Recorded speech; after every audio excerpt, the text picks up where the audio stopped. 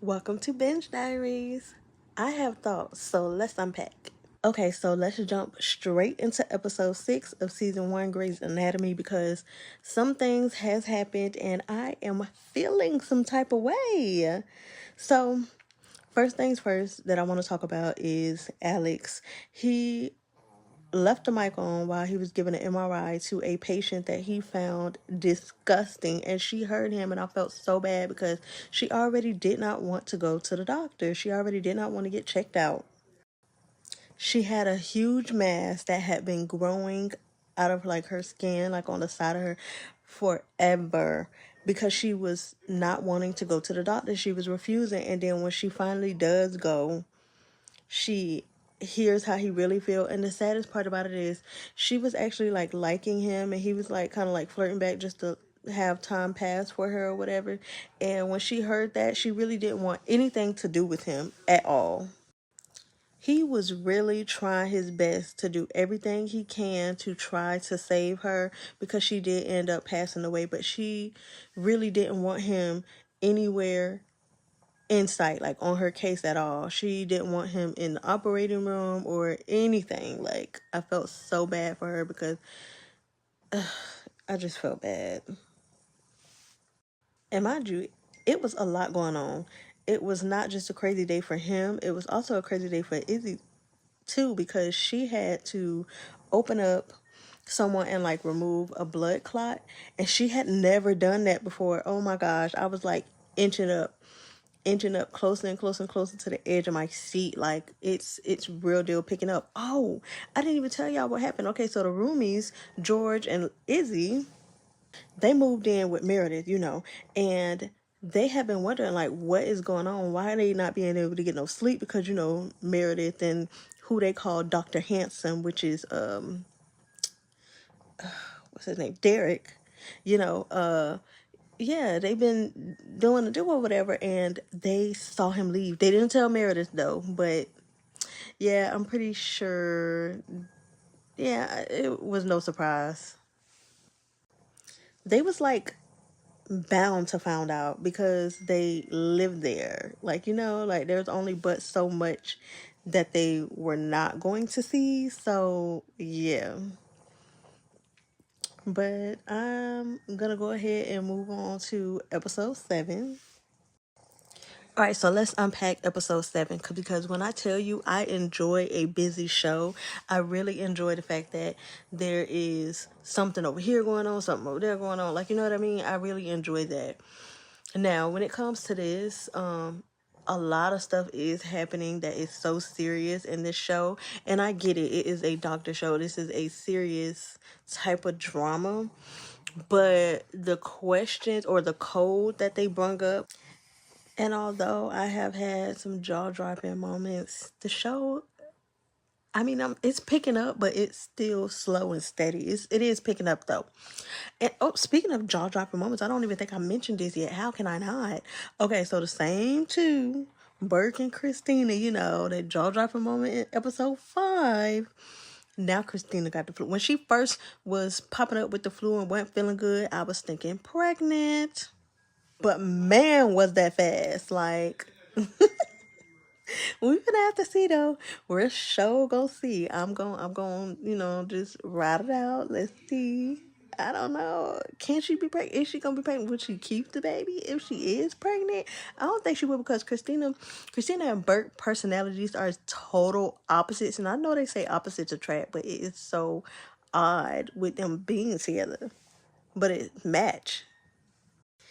Here we go, season 1, episode 8 of Grey's Anatomy. And when I tell you, I am getting so annoyed. Like, I'm so ready for Christina to tell Burke that she is pregnant. Tell that man you pregnant already. Like, I want to know what he's gonna say. I want to see how he's gonna react. Like, what is gonna happen? Like, tell that man you pregnant already. Like, will she ever tell him? I think she probably will, but I don't know. Now, with Christina being pregnant, it just brings me back to what Richard, the chief of surgery, said in the beginning, like, you know, the residency is a certain amount of years. Some people gonna be asked to leave, like some people gonna drop out, yada yada yada, you know what I mean? Like, I'm trying to make my predictions now. Like, if Christina is pregnant and she keeps it, like, will she be dropping out? Will she, like, I can really see her bedside manners going like in the trash and her being asked to leave because of that, if that makes sense, you know? But I don't really know. I think she's so driven that she might be able to like control a lot of her emotions and would be staying, or she could get rid of it. But I'm not ready to make my predictions yet. Like, putting everything in terms of like the whole intern class or whatever. You got Meredith, you got Christina, Izzy, George, Alex, and a couple of other, interns that are in there with them. I'm not ready to make my predictions on everybody just yet because I'm still like getting my feet wet, but hopefully I can make my predictions at some point before one of them actually do drop out or are asked to leave. But yeah, moving on to episode 9. Welcome to episode 9. Thoughts, predictions, commentary, on Binge Diaries. I'm doing too much. Okay, so, oh my goodness. This is actually the last episode for season 1. And thankfully, this is the only short season. Hopefully. But this was a really, really, really good episode. This episode was all about secrets. I enjoyed every last secret that was revealed. Now, before I get into the secrets, what I will say is, moving forward, I don't want to ever, in this whole entire binge series, look up something that they are discussing, because I'm for sure going to regret it. I know I'm going to have my nightmares tonight. In this episode, the hospital had an outbreak of syphilis. I hope I'm pronouncing it right. And it was like a result of like coworkers sleeping with coworkers or whatever. So George found out he had syphilis. He took it to the girl that he was sleeping with, which I forgot her name. Dang. And she then revealed that she got it from Alex. Oh my God. Alex. Okay, and because it was an outbreak within like the office, like coworkers and stuff like that, they had a syphilis line. Like, if you've been sleeping with somebody at the hospital, you had to go and get like tested with a line, and it was like it was people that was waiting in the line, right? And Christina and Burke, they've been sleeping together, but they trying to like sneak and do it. They end up catching each other in the syphilis line. Now she still ain't tell this man that she was pregnant, right?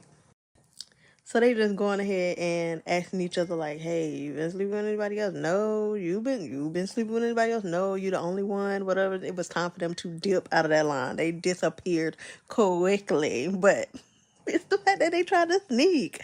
It's the fact that they tried to like go around each other and they still end up seeing each other in there.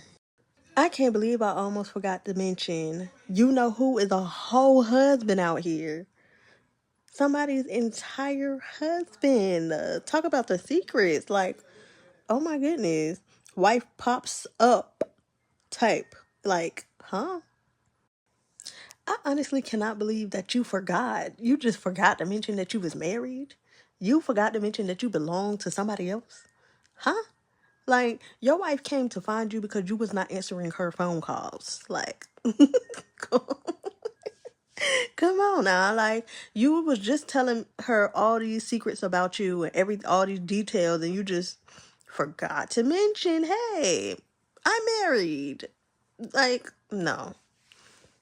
It really would be going off right now, and I would have to wait however long for the next season to come out. This is exactly why I absolutely love binge watching. I cannot watch a show, be waiting.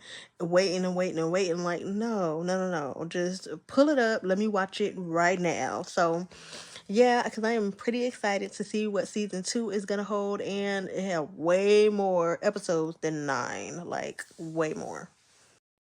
But let me know your thoughts in the comments. And if you have any show recommendations, drop them down below. Just keep them bingeable and spoiler free. Subscribe for more.